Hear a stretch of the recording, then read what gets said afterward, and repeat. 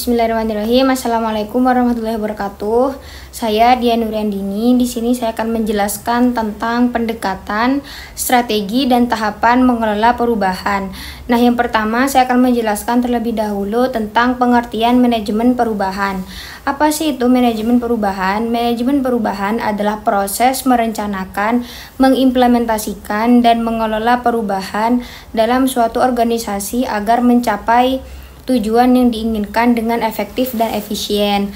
Nah, menurut John P. Kotter, manajemen perubahan adalah serangkaian praktik yang dirancang untuk mengelola transisi individu atau organisasi dari satu keadaan ke keadaan lainnya. Nah, poin yang kedua ada pendekatan dalam manajemen perubahan.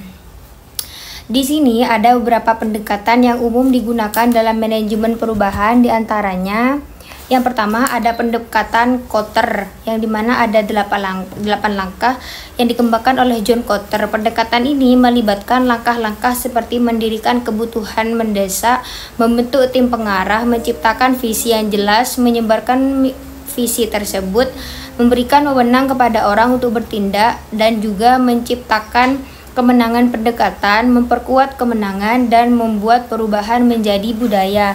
Nah, yang kedua pendekatan Lewin, dikembangkan oleh Kurt Lewin. Pendekatan ini terdiri dari 3 tahap. Yang pertama membekukan atau freezing situasi saat ini. Yang kedua mengubah atau changing. Yang ketiga ada situasi menuju keadaan yang diinginkan, dan yang terakhir ada membekukan atau refreezing situasi baru sehingga menjadi stabil. Nah, yang ketiga ada pendekatan Atkar. Ini merupakan singkatan dari awareness, desire, knowledge, ability, dan reinforcement. Nah, yang keempat ada pendekatan appreciative inquiry. Pendekatan ini berfokus pada identifikasi kekuatan dan aset yang ada dalam organisasi, bukan pada masalah atau kelemahan. Poin yang ketiga ada strategi dalam manajemen perubahan. Yang pertama membangun rasa urgensi, yang kedua membentuk tim, yang ketiga menciptakan visi perubahan, yang keempat mengkomunikasikan visi, yang kelima menghilangkan hambatan, yang keenam menghasilkan kemenangan jangka pendek, yang ketujuh mengkonsolidasi hasil dan mendorong perubahan yang lebih besar, dan yang terakhir menanamkan perubahan menjadi budaya perusahaan.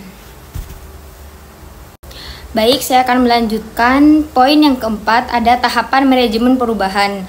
Tahapan manajemen perubahan biasanya melibatkan beberapa langkah seperti yang pertama, persiapan dan penetapan visi, yaitu mengidentifikasi alasan perubahan, mengkomunikasi visi perubahan kepada semua pihak terkait. Yang kedua, ada analisis perencanaan, yaitu menganalisis dampak perubahan, mengidentifikasi hambatan dan peluang, serta merencanakan strategi untuk mengatasi perubahan.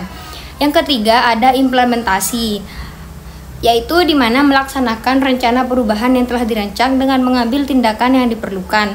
Yang keempat ada evaluasi dan penyesuaian, yaitu menilai efektivitas perubahan, mengidentifikasi area di mana perubahan berhasil dan di mana perlu penyesuaian.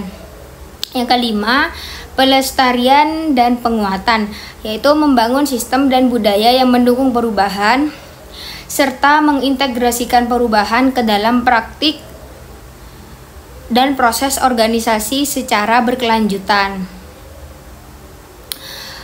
Baik, mungkin hanya itu yang dapat saya jelaskan. Semoga bermanfaat. Kurang dan lebihnya mohon maaf. Saya Dian Nuriandini pamit undur diri. Wassalamualaikum warahmatullahi wabarakatuh.